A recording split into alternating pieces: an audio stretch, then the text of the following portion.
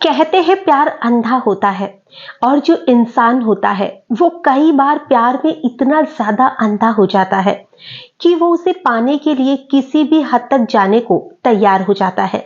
और आज जो मैं आपको घटना सुनाने वाली हूँ, इस घटना में भी कुछ ऐसा ही हुआ था, जिसमें कि एक व्यक्ति जो कि शादीशुदा था और वो एक महिला से मोहब्बत कर बैठता है। जो महिला थी वो भी उससे प्यार करने लग जाती है। अब दोनों मिलकर एक तांत्रिक के पास में जाते हैं और कहते हैं कि आप कुछ ऐसा मंत्र मारिए, कुछ ऐसी तांत्रिक क्रियाएं कीजिए जिससे कि हम दोनों को कभी भी कोई भी अलग ना कर सके। और जो तांत्रिक था उसने कुछ ऐसा मंत्र मारा कि जब वो दोनों संबंध बना रहे थे तो दोनों को ही चिपका दिया। और फिर इसी चिपकाने की वजह से और उसी तांत्रिक क्रिया की वजह से कुछ ऐसा होता है कि ये जो घटना है वो सोशल मीडिया पर बहुत ही ज्यादा वायरल सी हो जाती है। आखिर क्या था इस पूरी घटना में, यही हम आगे जानने वाले हैं। नमस्कार, आदाब, सत श्री अकाल। मैं हूं नंदिनी यादव। आज जो मैं आपको घटना सुनाने वाली हूँ, इस घटना की शुरुआत होती है राजस्थान के उदयपुर में। एक जगह पड़ती है गोकुंदा, और वहीं पर एक शिक्षक रहा करता था। जो शिक्षक था उसका नाम राहुल मीणा था। जो राहुल मीणा था वो प्राइमरी स्कूल में टीचर था और वो अक्सर एक मंदिर जाया करता था जो कि शेषनाग मंदिर था। वो उस इलाके का बहुत ही फेमस मंदिर हुआ करता था। और जो ये राहुल मीणा था उसका रोज का रूटीन था कि वो स्कूल जाने से पहले हमेशा इस मंदिर में जाया करता था। और एक बार जब वो मंदिर जाता है तो उसी मंदिर में राहुल की मुलाकात एक महिला से होती है जो भी अक्सर मंदिर आया करती थी। उस महिला का नाम सोनू कुंवर था। जो सोनू थी वो राजपूत समाज से थी और ये जो राहुल था वो मीणा था, यानी कि दोनों की जो कास्ट थी वो पूरी तरह से अलग थी। लेकिन दोनों धीरे धीरे उसी मंदिर में मिलने लग जाते हैं।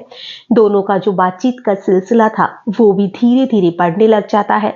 जो रिश्ता था वो धीरे धीरे दोस्ती में बदलता है और फिर ये रिश्ता मोहब्बत में तब्दील हो जाता है।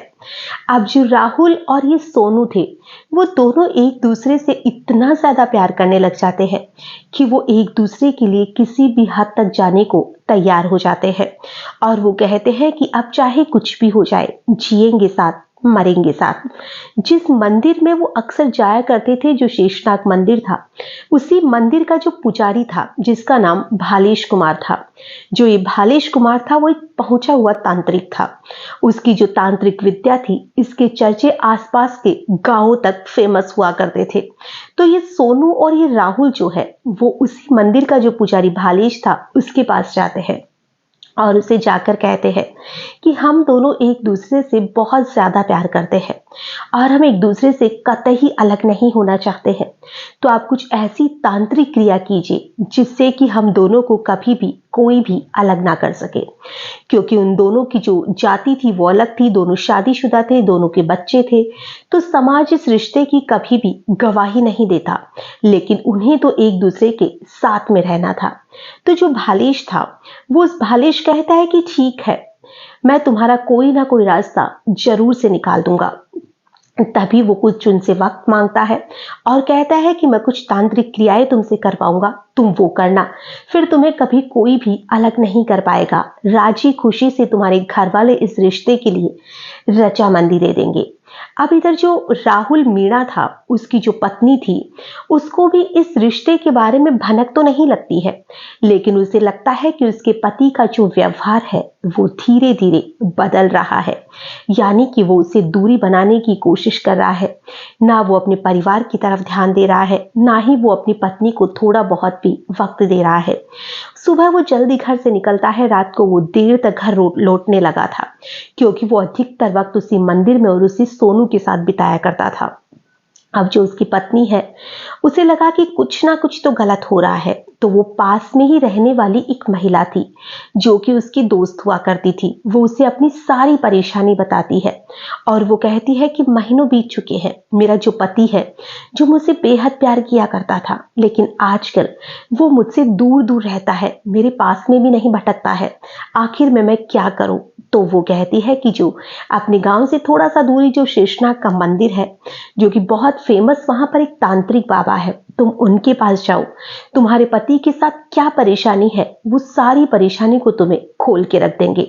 अब जो राहुल की पत्नी थी वो उस बाबा के पास पहुंच जाती है और वो उस बाबा को अपनी सारी परेशानी बताती है। तो जो बाबा थे वो उसे 3 दिन का वक्त देते हैं और कहते हैं कि तुम अपने पति की फोटोग्राफ्स लेके फिर से मेरे पास 3 दिन के बाद में आना।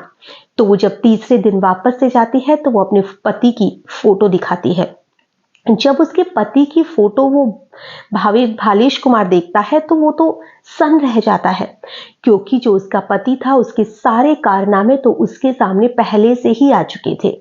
अब जो महिला थी वो उसे कुछ पैसे का लालच भी देती है कि मैं आपको पैसे दूंगी, आप कैसे भी करके मेरे पति को ठीक कर दीजिए। इधर जो ये भालेश कुमार था इसे कुछ पैसे का लालच आ जाता है।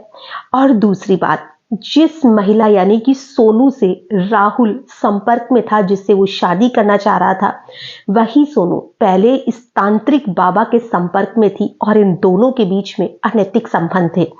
तो इसी चीज को लेकर जो ये भालेश कुमार था वो पहले से ही बहुत ज्यादा गुस्सा था, तो उसे लगा कि इससे बदला लेने का अच्छा मौका है। तो जो भालेश कुमार था वो राहुल की पत्नी से कहता है कि तुम्हारे पति के किसी महिला से अवैध संबंध है और इसीलिए वो तुमसे दूर दूर रहता है, और वो इस महिला की पूरी जानकारी भी उसे दे देता है। अब वो महिला अपने घर चली जाती है। तांत्रिक बाबा उसे आश्वासन दिलाता है कि मैं तुम्हारे पति को बहुत जल्द ही ठीक कर दूंगा, मैं जब बुलाऊं तो तुम आ जाना। तो अब जो सोनू थी, जब उसका पति शाम को घर आता है तो वो पहले से ही बहुत ज्यादा गुस्सा थी। तो वो अपने पति से कहती है कि मुझे तुमसे ऐसी उम्मीद तो नहीं थी, मुझे तो लग रहा था कि तुम किसी चीज को लेकर परेशान हो या तुम्हारे हो क्या गया है। मैं नहीं जानती थी कि तुम तो किसी और महिला के चक्कर में हो। वो कहता है कि तुम्हें किसने बताया है? जिसने भी बताया है झूठ बताया है। तो वो कहती है कि मुझे तांत्रिक बाबा ने सब कुछ बता दिया है। अब इधर जो राहुल मीणा था वो बहुत गुस्सा होता है। रात तो कैसे ना कैसे वो निकाल देता है। सुबह होते ही वो उस तांत्रिक बाबा के पास में जाता है और उसे जाकर कहता है कि आपने मुझे और सोनू को एक करने की बात कही थी, लेकिन आप तो हमारे परिवार में कलेश करा रहे हैं। आपको मेरी पत्नी को सब कुछ बताने की आखिर में जरूरत ही कहाँ थी? तो जो भावेश कुमार था वो कहता है कि ये मेरी गलती हो गई है। अब इधर जो राहुल था और जो सोनू थी वो कहती है कि आप इतने ज्यादा भले बनने की कोशिश ना कीजिए, क्योंकि आपके पहले मेरे साथ रिलेशन थे। अगर मैंने ये गांव में फैला दिया तो आप सोचकर देखिए कि आपका क्या होगा। इस चीज से जो तांत्रिक बाबा था वो थोड़ा डर सा जाता है और उसे लगता है कि ये कहीं ऐसा ना हो सच में मेरी इज्जत की धज्जियां उड़ा दे। तो वो कहता है कि ये मेरी गलती हो गई है, मैं तुम्हारी वाइफ को कैसे भी करके कन्वेंस कर लूंगा। तो अब जो ये राहुल था वो उस पर फिर से विश्वास कर लेता है। अब इधर जो तांत्रिक बाबा था वो कहता है कि अब तुम्हें जो भी काम है जल्दी करने होंगे और जैसा मैं कहूं वैसा ही तुम्हें करना होगा। तो वो कहता है कि ठीक है। तो वो उनसे कुछ सामग्री मंगाता है और वो कहता है कि कुछ सामग्री ऐसी है जिसे मैं लेकर आऊंगा, और वो 5-7 दिन के अंदर जो सामग्री लानी थी वो उन सारी सामग्रियों को इकट्ठा कर लेता है।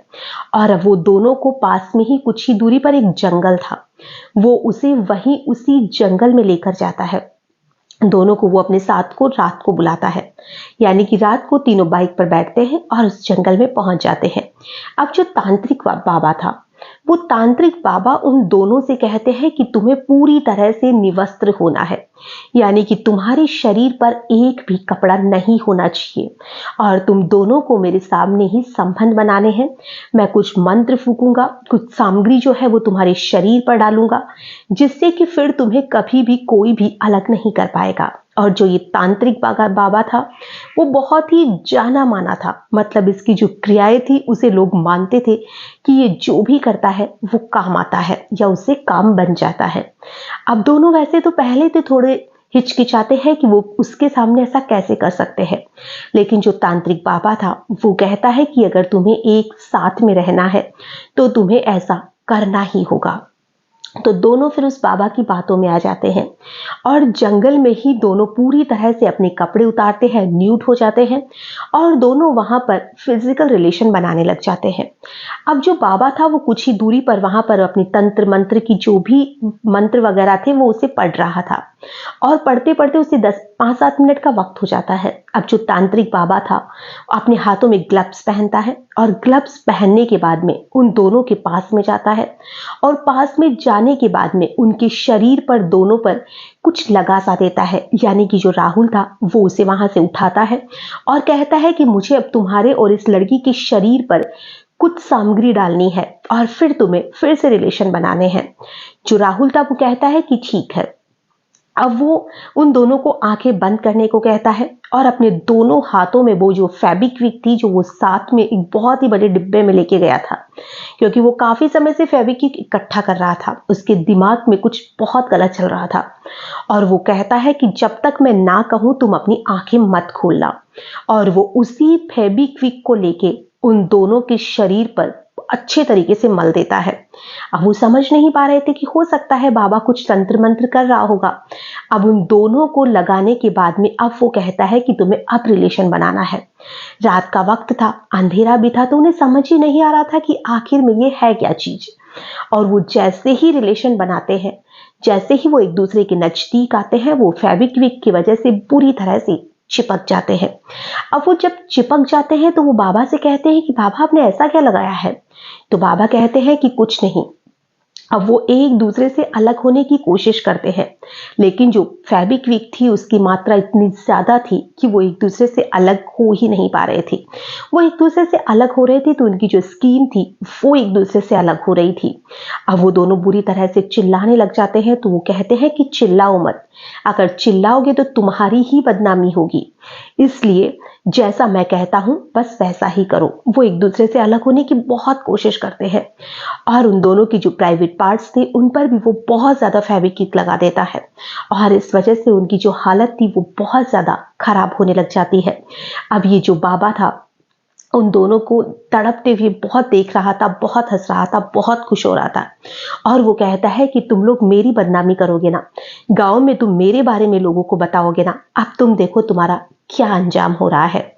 अब जो राहुल और वो सोनू थे उन दोनों की हालत खराब हो रही थी, एक दूसरे से अलग नहीं हो पा रहे थे। तभी जो बाबा था वो साथ में एक धारदार हथियार पहले से ही अपने झोले में लेकर गया था और वो उसी धारदार हथियार से जो राहुल था उसके सर पर बार बार वार करता है।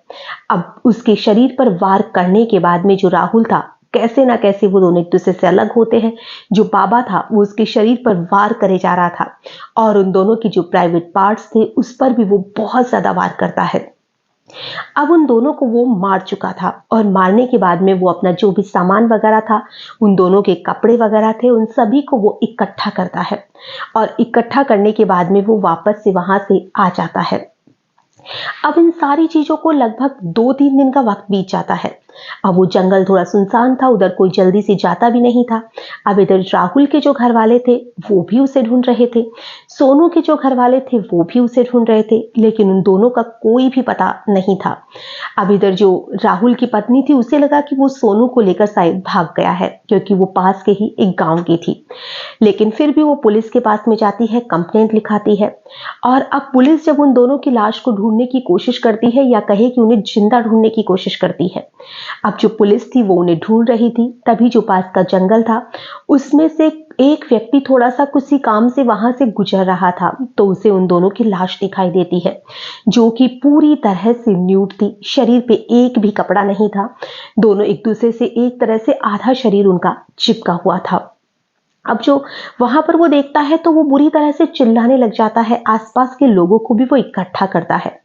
जब आसपास के लोग वहां पर आते हैं तो हर एक इंसान को यही लग रहा था कि हो सकता है ये ऑनर किलिंग का मामला हो, लेकिन उन दोनों की जो शक्ल थी वो उस तांत्रिक ने बुरी तरह से पत्थर से मार मार के बिगाड़ दी थी ताकि उन्हें कोई जल्दी से पहचान नहीं सके।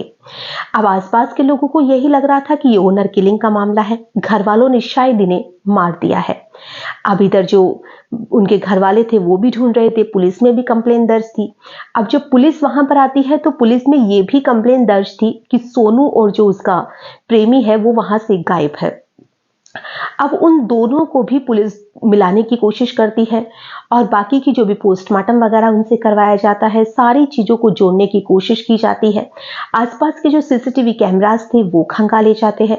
तो पता चलता है कि जो सोनू थी, राहुल था और जो ये तांत्रिक बाबा थे, वो तीनों बाइक पर बैठकर उधर ही आते हुए दिखाई देते हैं। उन दोनों की फ़ोन की लोकेशन निकलवाई जाती है, बाकी जो कॉल डिटेल्स वगैरह थी वो निकलवाई जाती है और उसी के आधार पर जो तांत्रिक बाबा थे उन्हें भी पुलिस अरेस्ट कर लेती है, क्योंकि अब तक जो पुलिस थी उनकी पोस्टमार्टम रिपोर्ट आ चुकी थी और ये क्लियर हो चुका था कि ये जो लाश है वो सोनू और राहुल की ही है। अब तांत्रिक बाबा को आखिरी बात उनके साथ देखा गया था, फोन की जो लोकेशन थी वो भी उन सबकी साथ थी। तो तांत्रिक बाबा को पुलिस अरेस्ट करती है और अरेस्ट करने के बाद में जब उसे सख्ती से पूछताछ की जाती है तो तांत्रिक बाबा सारी चीजों को मान लेते हैं।